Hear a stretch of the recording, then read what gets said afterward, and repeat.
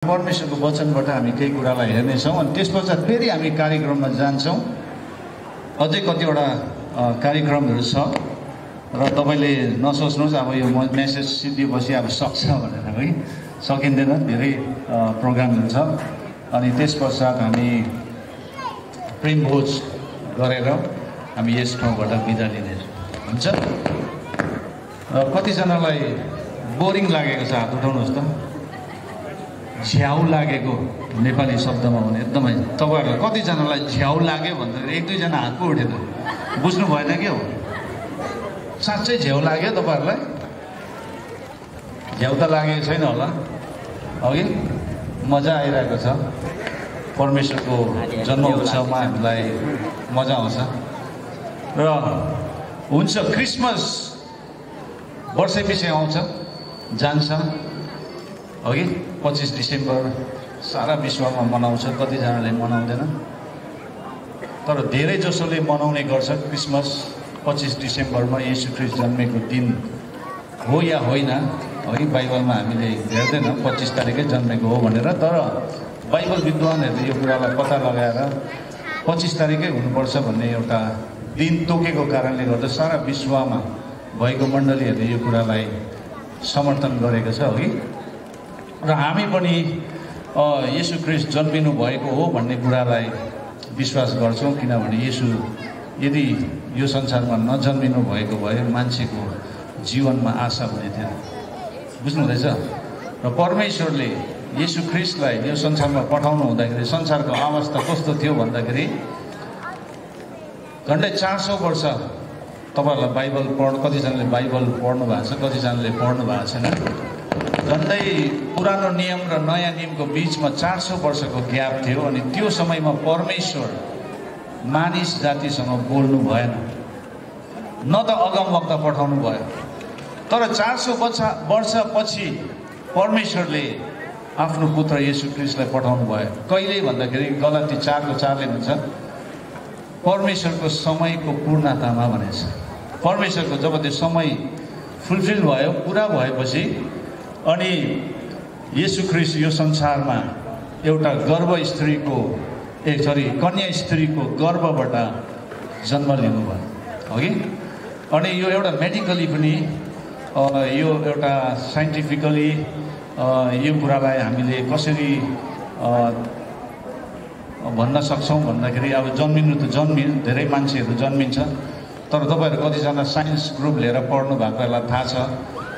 मैले सोच्ने गर्थेँ येशू यदि एउटा स्त्रीबाट जन्मेको हो भनेदेखि येशूको रगत चाहिँ कसरी शुद्ध हुन सक्छ? किनभने येशूमा त्यो पापी रगत पनि त त्यहाँनिर आएको हुनसक्छ भनेर मैले सोच्ने गर्थेँ। तर साइन्टिफिकली यो कुरा गलत रहेछ। किनभने कहिले पनि आमाको रगत चाहिँ छोरा अथवा छोरीको शरीरमा जाँदैन। डिएनए चाहिँ जहिले पनि बाउको मात्रै हुन्छ, बुझ्नुहुँदैछ? डिएनए टेस्ट गऱ्यो भने बाउको मात्रै भेट्छ, आमाको भेट्दैन। परमेश्वरले अद्भुत रीतिले मान्छेलाई डिजाइन गर्नुभएको, बनाउनु भएको। अनि उहाँले बनाउनु हुँदाखेरि उहाँलाई थाहा थियो कि एक दिन मानिसले पाप गर्छ अनि पापको प्रायश्चित चाहिँ रगतै बगाउनु पर्छ। अनि त्यो चाहिँ कसको रगत भन्दाखेरि पशुको होइन, त्यो चाहिँ मान्छेकै रगत। तर मान्छेको रगत बगाउनु हो भने त्यो मान्छेको रगत बगाउनु पर्यो जुन मान्छेको चाहिँ रगत शुद्ध हुन्छ, जुन रगतमा खोट छैन, निष्खोट निष्कलङ्क। त्यो रगतले मात्रै मानिसले गरेको पाप धुई पखाली शुद्ध हुन सक्छ। अनि त्यो चाहिँ कसको भन्दाखेरि परमेश्वरले आफ्नै पुत्रलाई मानिस बनाएर मानिसको छोरा लिएर परमेश्वर यो संसारमा जन्मनु भएको दिन चाहिँ आज हो। आमेन। आज 25 डिसेम्बर येशू ख्रीष्ट जन्मनु भएको। अनि येशूलाई पठाउनुको उद्देश्य चाहिँ के हो भन्दाखेरि मानिस जातिलाई पापबाट छुटकारा गर्नको लागि। किनभने मानिसमा आशा थिएन। त्यो संसार, त्यो 400 वर्षको समय धेरै दुःख लाग्दो समय थियो। मान्छेहरूमा आशा भन्ने केही थिएन, निराश। परमेश्वर बोल्नु भएन त्यो समयमा, न त अगमवक्ताहरू पठाउनु भयो। अनि जब समयको पूर्णतामा परमेश्वरले येशू ख्रीष्टलाई 2018 साल अघि पठाउनु भयो अनि हाम्रो लागि एउटा आशाको किरण आएको छ। बाइबलले भन्छ यूहन्ना 3:16 जो बाइबलको एउटा केन्द्रित पद हो। केन्द्रित पद भन्दाखेरि central message of the Bible. John 3:16 is the central message of the Bible. अनि बाइबलले भन्नु चाहेको कुरा चाहिँ त्यो एउटै पदमा स्पष्ट हामीले भेटाउन सक्छौँ। त्यो के हो भन्दाखेरि किनभने परमेश्वरले संसारलाई यति धेरै प्रेम गर्नुभयो उहाँ आफ्नो एकमात्र पुत्र पनि दिनुभयो। परमेश्वरको पुत्रमाथि विश्वास गर्ने कोही पनि नाश हुने छैन तर तिनीहरूले अनन्त जीवन पाओस्। तिनीहरूले अनन्त जीवन पाउने छ। कसले? जसले त्यो पुत्रमाथि विश्वास राख्छ। अनि हाम्रो जीवनको विश्वास हामीले सही ठाउँमा राखेन भनेदेखि हुँदैन। विश्वास त सबैको छ। हामीले सबैलाई विश्वासी भन्नु सक्छौँ। हामीले क्रिस्चियनहरूलाई मात्रै विश्वासी भनेर हुँदैन। सबैले विश्वास राखेको छ, कुनै न कुनै ठाउँमा विश्वास राखेको छ। तर के त्यो हाम्रो विश्वास सही ठाउँमा छ कि त? त्यो चाहिँ हामी आफैले नै खोज्नुपर्छ, पत्ता लगाउनुपर्छ। बुझ्नुहुँदैछ? संसारलाई यति धेरै प्रेम गर्नुभयो त्यसैले उहाँले एकमात्र पुत्रलाई यो संसारको लागि पठाउनु भयो। अनि येशू ख्रीष्ट जन्मनु भएको दिनलाई हामी वर्षैपछि मनाउँछौँ, मनाइरहन्छौँ। अनि यो चाहिँ वास्तवमा के हो भन्दाखेरि क्रिसमसले चाहिँ हामीलाई एउटा कुरा याद दिलाउँछ। परमेश्वरले मानव जातिको लागि ठुलो उपहार पठाउनु भएको छ। क्रिसमसमा कतिजनाले गिफ्ट पाउनु भएन होला, कतिजनाले पाउनु भयो होला, कतिजनाले भनेको जस्तो पाएन होला उपहार। मैले त यो पालि यस्तो आशा गरेको थियो, पाइनँ हौ त्यो कुरा त। मलाई त दिएन यो पालि त्यो उपहार, जुन उपहारको लागि मैले प्रार्थना पनि गरेको थिएँ भन्दै होला कतिजनाले है। बुझ्नुहुँदैछ? उपहार, सबैभन्दा ठुलो उपहार चाहिँ मानिस जातिलाई परमेश्वरले दिनुभएको उपहार चाहिँ येशू ख्रीष्ट मात्रै हो। उहाँ हाम्रो उद्धार हुनुहुन्छ। उहाँ उद्धारको उपहार हुनुहुन्छ। He is the gift of salvation. बुझ्नुहुँदैछ? येशू चाहिँ मानिस जातिको लागि एउटा उद्धारको उपहार हो। जुन उपहारलाई 2018 साल अघि परमेश्वरले मानव जातिको लागि यो संसारमा पठाएको छ। तर कतिजनाले अझै पनि त्यो उपहारलाई ग्रहण गरेकै छैन, थापेकै छैन। तपाईँको घरको दैलोमै आएर त्यो उपहार बसिरहेको छ। भन्नुको मतलब तपाईँ बाइबलमा हेऱ्यो भने प्रकाश 3:20 परमेश्वरले चाहिँ तपाईँको हृदयको ढोकालाई ढकढकाइरहनु भएको छ।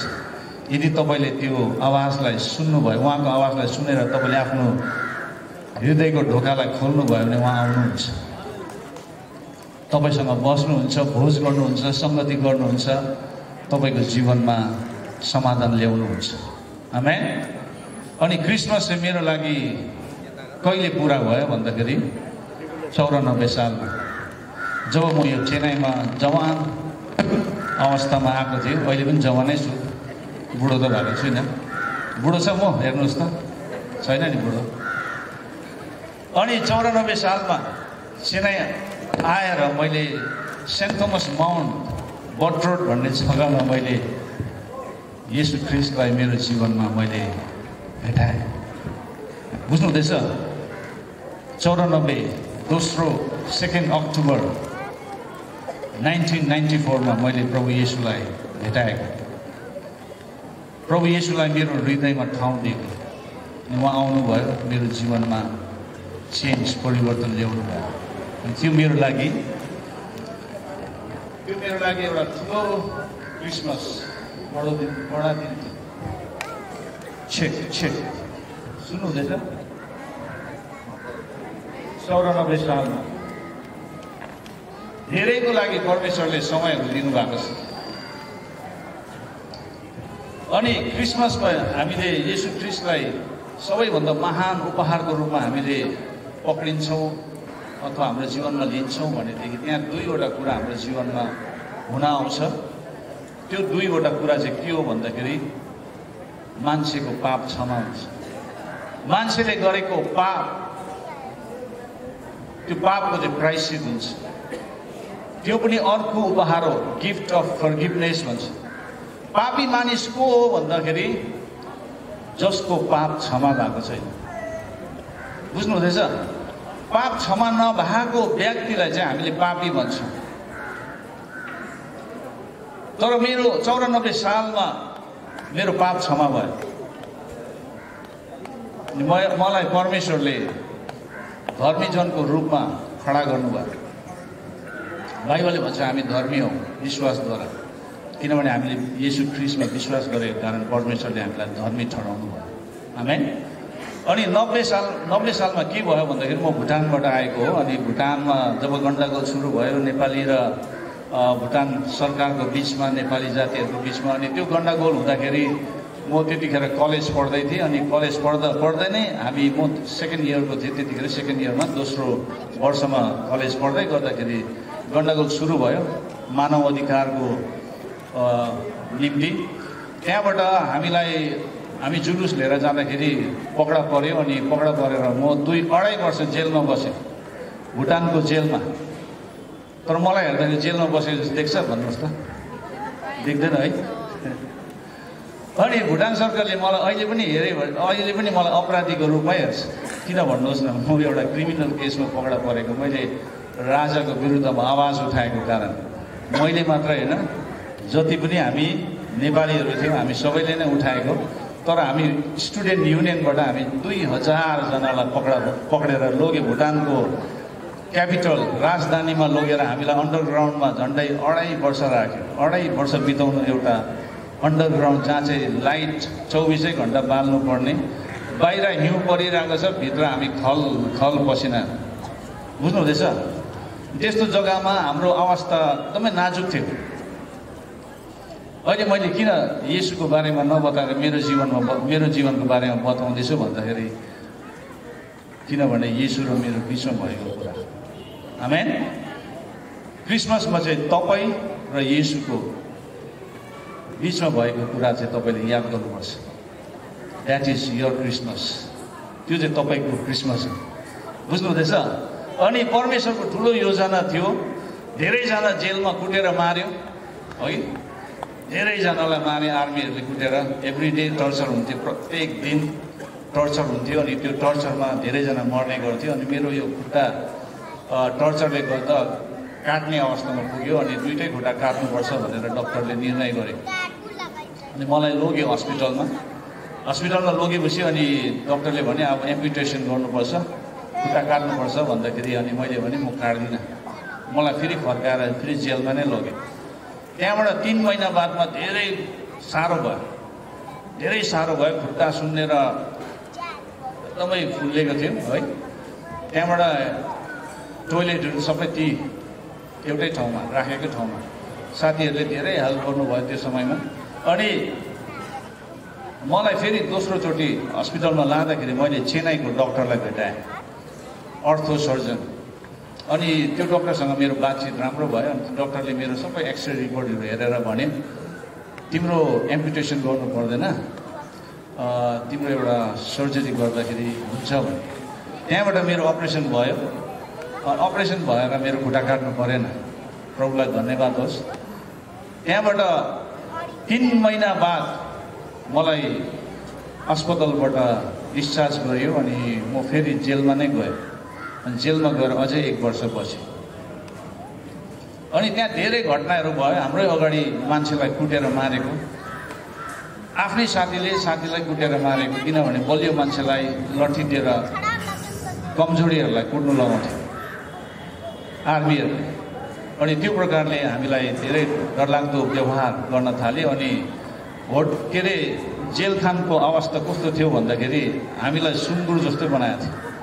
एउटा भाँडामा सब्जी दाल तरकारी जम्मै लगाएर ल्याउँथ्यो। अनि खा भनेर हामीलाई ह्यान्डकपहरू हाम्रो हातबाट खोलिदिन्थ्यो। अनि गएर कतिलाई खोलिदिँदैन थियो, कतिलाई खोलिदिन्थ्यो। अनि गएर हामीले जति सक्दो हामी लडाइँ झगडा गरेर आपसमा एक गाँस भए पनि हामीले खाना निकाल्ने गर्थ्यौँ। बुझ्नु हुँदैछ? अप्ठ्यारो थियो। अनि हामीले नुहाउने चान्स कहिले पनि पाएन। हामीलाई पछि 1.5 वर्ष बादमा नुहाउने मौका दिएको थियो। हाम्रो शरीरमा जुम्रा थियो, जुम्रा परेको थियो। एउटै लुगामा हामीले झन्डै 2.5 वर्ष काट्यौँ भन्नुको मतलब कस्तो चाहिँ थियो होला? अवस्था डरलाग्दो, केस बढेर लामो, केस नकाटेर जुङ्गा दारी, बुझ्नुहुँदैछ, त्यो अवस्थामा थियो। अनि मान्छेले आफ्नो अस्तित्व, आफ्नो के भन्नु पहिचान गुमाइसकेको थियो। यस्तो डरलाग्दो अवस्था, आफ्नै साथीले खानाको लागि झगडा गर्ने, बुझ्नुहुँदैछ। जब खाना आयो भन्दाखेरि त्यतिखेर आमामा सुँगुर जस्तो कराउँथे क्या। अनि मान्छेले आफैले आफैलाई सुँगुर जस्तो देख्न थालेको थियो, किनभने त्यो अवस्था सरकारले नै पुर्याएको थियो। त्यो अवस्थामा मानिसलाई दुःख लाग्दो अवस्था थियो।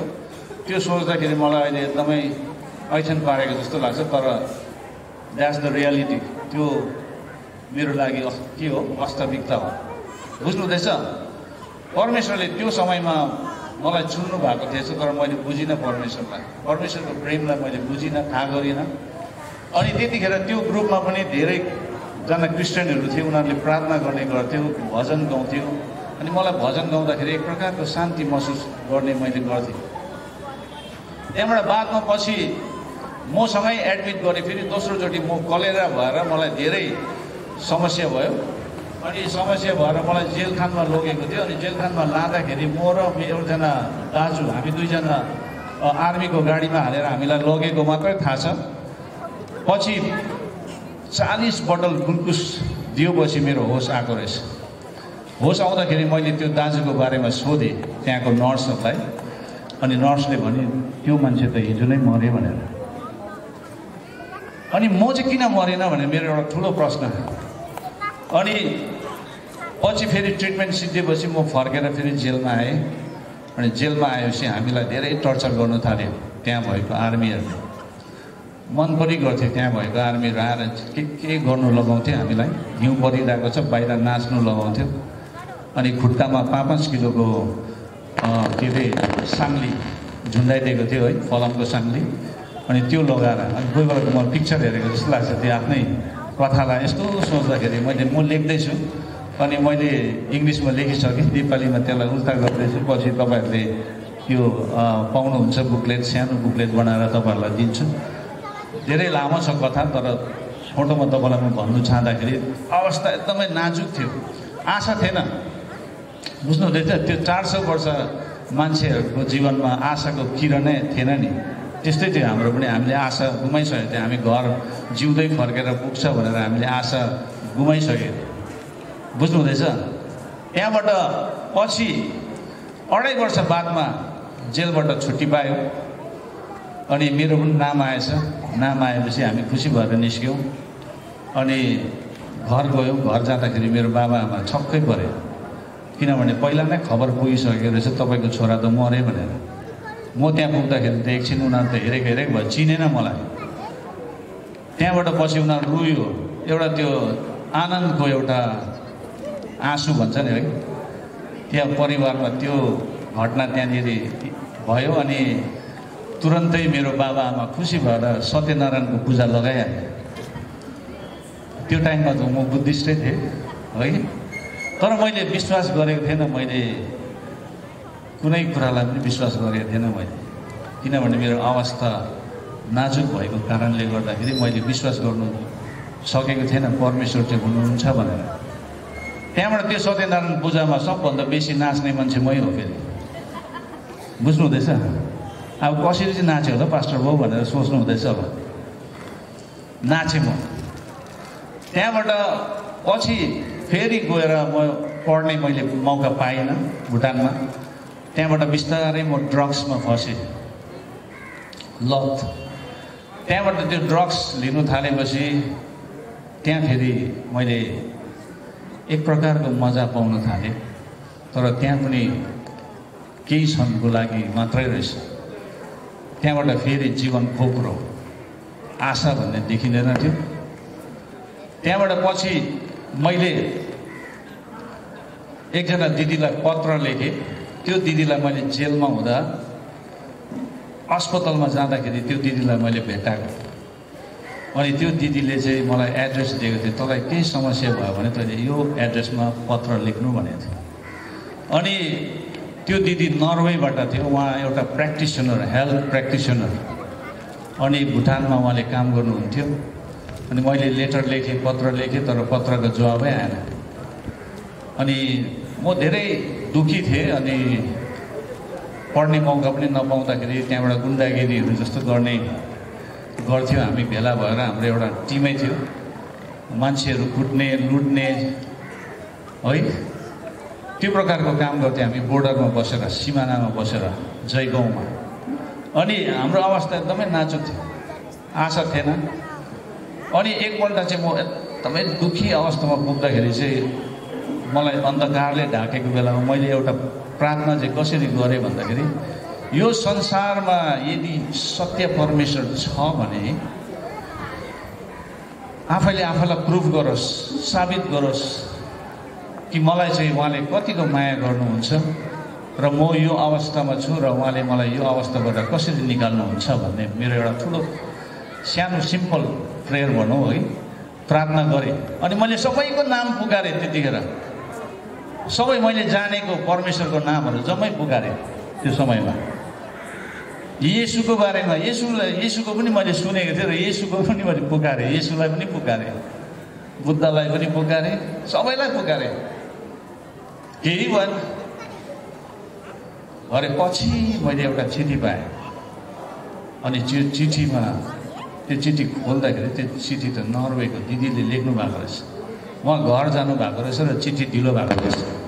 अनि त्यो चिठीभित्र त 12,000 को चेक पनि रहेछ। अब 92 सालको कुरा,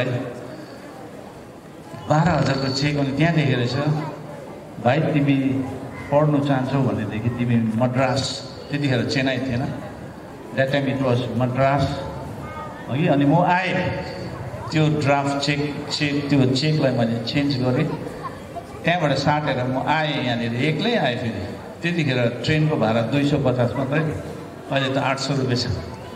खाली जेनरल कम्पार्टमेन्टमा मान्छे छैन, डर लाग्यो। एकजना केरलाको मान्छे भेटाएँ, अनि उहाँसँग आर्मी नै रहेछ। अनि फेरि हामी दुईजना बात गर्दै हामी चेन्नई आयौँ। उहाँ चाहिँ केरला जानुभयो। त्यो अहिले सम्झिँदाखेरि केरलाको ट्रेन रहेछ। अनि चेन्नईमा आएर म पढ्नु थालेँ, कम्प्युटर पढ्नु लाग्यो, मलाई इच्छा लाग्यो र कम्प्युटर 3 वर्षको लागि मैले जोइन गरेँ। पढ्दै थियो युथ द मिसनको टिमहरूसँग भेट भयो। बेलुका उनीहरूले म्युजिक सङ्गीतहरू गरेर मान्छेहरूलाई बोलाउने, सुसमाचार सुनाउने, येशूको बारेमा प्रचार गर्थ्यो। अनि हामी एकदमै गानामा एकदमै इच्छुक भएको कारणले गर्दा हामी गाना सुन्नु जान्थ्यौँ।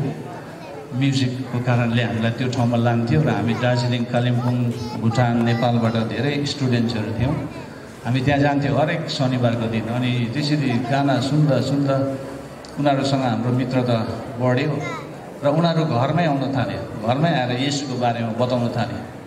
त्यहाँबाट मैले भन्ने गर्थेँ मनमा, अब यिनीहरूले एक दिन मलाई क्रिस्चियन बनाउँछ, अब चाहिँ यिनीहरूदेखि भाग्नुपर्छ। यिनीहरूले भोलिपछि हामीलाई पनि हलेलुया भन्ने मान्छे नै बनाउँछ भनेर क्या त्यो प्रकारले अनि लुक्ने प्लान गरेँ मैले। आज चाहिँ मङ्गलबार हो, यिनीहरू आउने बेला भयो, अब भाग्नुपर्छ भनेर दैलो सैलो बन्द गऱ्यो भने त्यहाँबाट म लागिहाल्थेँ बाहिरतिर। तिनीहरू आउँथ्यो, हेर्थ्यो, जान्थ्यो। गर्दा 2 महिना भएको थियो त्यसरी लुकेर बसेको। बिमार भयो, ज्वरो आएर लडिरहेको थियो। अचानक मङ्गलबार रहेछ त्यो दिन, आइपुग्यो 5 जना जस्तो आएर सिधै अनि मेरो लागि प्रार्थना गरिदिउँ भने। ज्वरोले हन भइरहेको थियो, हुन्छ गरिदिनुहोस् भने। अनि प्रार्थना गरिदियो। अनि प्रार्थना गरिदिएपछि तुरन्तै ज्वरो निको भयो। म त छक्कै परेँ, अनि के मन्त्र जप्यो भनेर। त्यहाँबाट मलाई माथि टेरेसमा जाउँ भने, हामी बसेको रुमको माथि छत थियो। अनि छतमा गयौँ हामी, त्यहाँ धेरै लामो बात भयो। अनि उनीहरूले प्रार्थना गरिदिन्छु भने, ठिकै छ प्रार्थना गरिदिनुहोस् भने प्रार्थना गर्दै थियो। एकजना अमेरिकन साथीले त इङ्ग्लिसमा प्रार्थना गर्दा कुन चाहिँ भाषामा बोल्नु थाले, एकदमै हाँस उठ्यो मलाई त। अनि मन्त्र पो जपेकै हो यिनीहरूले भनेर डर पनि लागेको थियो। अन्य भाषामा बोलेको रहेछ, मलाई थाहा भएन, मन्त्र जपेको जस्तो लाग्यो। त्यहाँबाट एकछिनमा येशूलाई ग्रहण गर्ने हो भने मैले हो भनी बढाएछु, यस भनी बढाएछु। मलाई त तुरन्तै प्रार्थनामा लगिहाल्यो। प्रार्थना गरेर मलाई त अङ्गालो हानेर बधाई पो दिन्छ।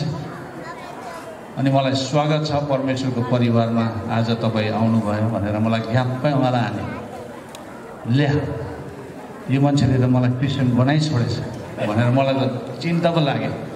त्यहाँबाट त्यो राति मलाई निन्द्रा नलागेको आम्मा हो यता पल्टिन्छु निन्द्रा लाग्दैन प्रश्न आएको घरको जेठा छोरा बाउले चाल पायो आपाले चाल पायो भने त मलाई त जिउँदै घेवा गरिदिन्छ त। तामाङको छोरो जेठा छोरा त्यहाँबाट निन्द्रै नलागेको म यता पल्टिन्छु छटपटिन्छु उता पल्टिन्छु छटपटिन्छु 12 बजिसक्यो। त्यहाँबाट झन्डै 1 बज्न लागेपछि आवाज सुने मैले अनि त्यो आवाजमा मैले एउटा स्क्रिन पनि देखेँ मेरै घरको भित्तामा झन्डै टिभी स्क्रिन जस्तै। त्यहाँ चाहिँ मैले पुकारा गरेको प्रार्थना त त्यहाँ पो देखेँ मैले। बुझ्नु हुँदैछ? मैले थुप्रै परमेश्वरको नाम पुकार्दै गरेको बेलामा त्यो दृश्य अब त्यहाँ देखेँ मैले। अनि त्यहाँ येशूले भन्नुभयो त्यो परमेश्वर चाहिँ मै नै हो, तैँले खोजेको परमेश्वर चाहिँ मै हो, म तँलाई असाध्यै माया गर्छु। अनि जब येशूले त्यो भन्नुभयो नि म घोडा टेकेर रुनु थालेँ। मैले रात रोएरै काटेँ। त्यतिखेर मेरो पश्चातापको बत्तिसमा चाहिँ त्यो रात भयो। बुझ्नु हुँदैछ? त्यहाँबाट म सिधै गएँ युथ मिसनको अफिसमा गएर मैले भने म क्रिस्चियन हुनुको लागि के गर्नुपर्छ म सबै गर्छु, विधिहरू के छ भनेर सोधेँ। पानीको बत्तिसमा लिनुपर्छ, त्यसो भए आजै गर्छु भने मैले। होइन त्यो त अहिले गर्नु पर्दैन बादमा गर्दा हुन्छ, तपाईँ बाइबल स्टडीमा आउनुहोस् न भनेर मलाई त्यहाँबाट बाइबल स्टडीमा मङ्गलबारको इभिनिङ बोलाउन थालेँ। अनि म बाइबल स्टडीमा जान थालेँ। अनि बाइबल स्टडीमा जाँदा जाँदा मेरो जीवनको धेरैवटा प्रश्नको उत्तर मैले त्यहाँ भेटाएँ। आमेन। येशूमा सबै कुराको उत्तर चाहिँ हामीले पाउँदछौँ। हरेक प्रश्नको उत्तर चाहिँ बाइबलमा छ। अनि जब मैले त्यो कुरालाई भेटाएँ मैले मेरो जीवनको अर्थलाई भेटाएँ। आमेन। बुझ्नु हुँदैछ?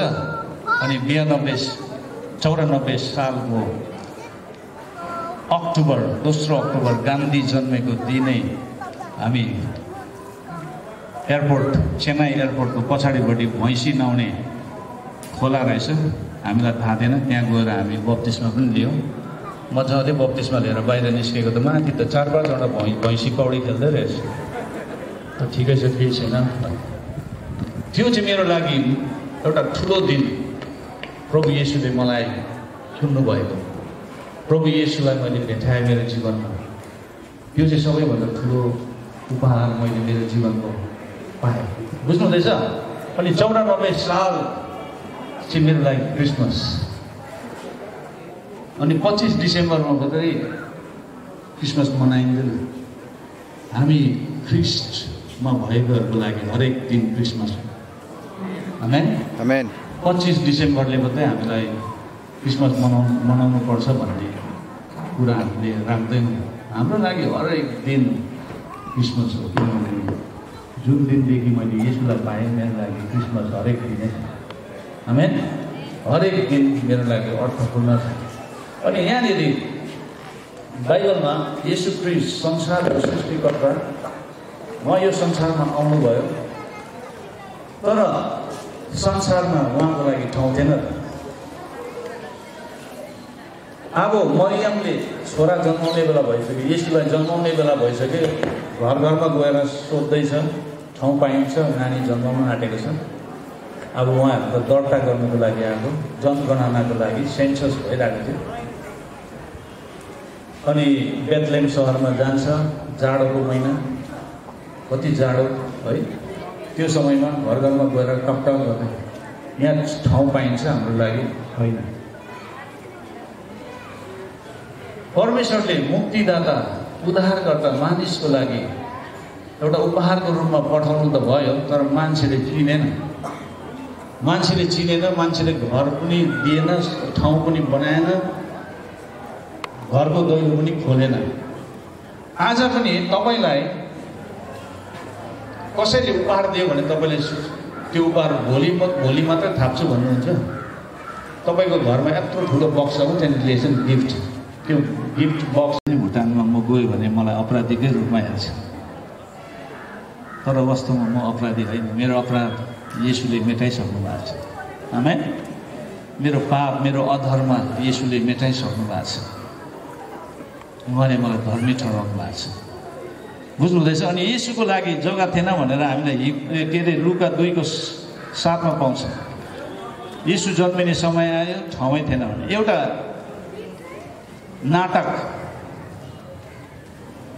नाटक थियो यही क्रिसमस सम्बन्धी। अनि त्यो नाटकमा चाहिँ 3 जनाले भाग लिएको थियो। एउटा चाहिँ जोसेफ, एउटा चाहिँ मेरी र जोसेफ लालटिन पक्रेर घर घरमा गएर ढकढकाउँदै यहाँ बास पाइन्छ, यहाँ ठाउँ पाइन्छ, किनभने मेरो श्रीमतीले नानी जन्मन लागेको छैन ठाउँ। अर्को जग्गा गयो, छैन, कतै पनि ठाउँ पाएन। त्यहाँबाट लास्टमा एउटा बिली भन्ने व्यक्ति छोराकोमा पुग्छ, त्यो मान्छेकोमा। अनि त्यो मान्छेको घरमा गएर ढकढकाउँछ, त्यो छोराले दैलो खोल्छ। अनि उसले भन्छ म बिली हो, यस्तो यस्तो भइरहेछ, तपाईँको घरमा रुम पाइन्छ, जग्गा पाइन्छ? छैन है। अनि त्यो बिलीले चाहिँ छैन भन्नुपर्ने क्या, जग्गा छैन भन्नुपर्ने। अनि छैन यहाँ जग्गा भन्छ बिलीले। अनि 2 जना लालटिन पक्रेर जोसेफ र मेरी 2 जना घर फर्किन्छ। त्यहाँबाट फर्किँदै गर्दाखेरि उसको हृदयमा कन्भिक्सन हुन्छ। ऊ त नाटक खेलेको, उसले भन्नुपर्ने कुरा भनिसक्यो छैन भनेर। तर जोसेफ र मेरी, मरियम र युसुफ केही डिस्टेन्स मात्र गएको हुन्छ।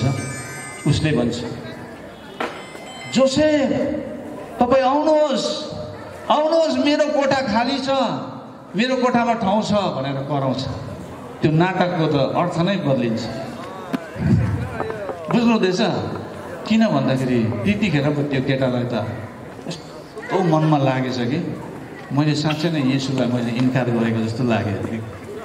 मैले येशूलाई चाहिँ छैन भन्दैछु, मेरो घरमा ठाउँ छैन भनेर पठाएको जस्तो उसलाई महसुस भएछ। र उसले बोलाउँदैछ आउनुहोस्, मेरो कोठामा बस्नुहोस्, तपाईँहरू मेरो कोठामा ठाउँ छ, मेरो रुममा आउनुहोस्, come to my room, I have plenty of place भने। बुझ्नु हुँदैछ? आज तपाईँको जीवनमा पनि प्रभु येशू त्यसरी नै आउनु हुँदैछ क्रिसमसको समयमा।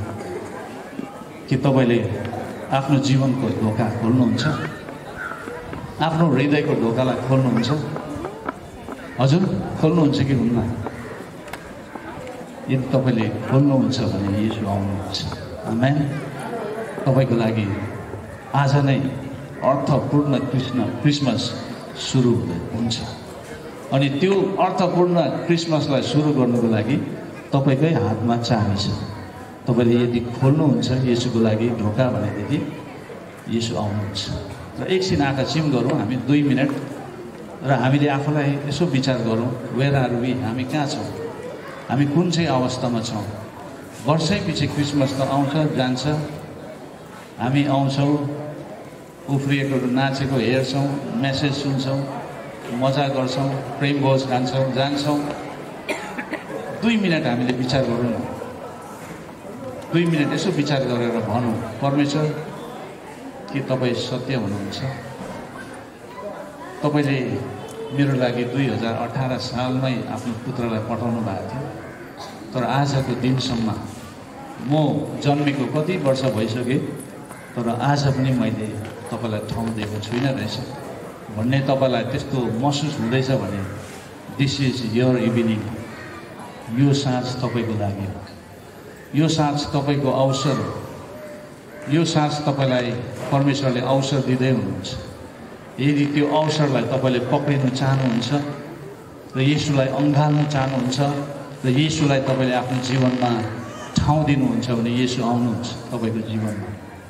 र तपाईँको जीवनमा भएको भत्केको कुराहरू, बिग्रेको कुराहरू, तपाईँ जस्तो सुकै अवस्थामा किन नहोस्, परमेश्वरले तपाईँलाई परिवर्तन गर्नुहुन्छ। समाधान ल्याउनुहुन्छ।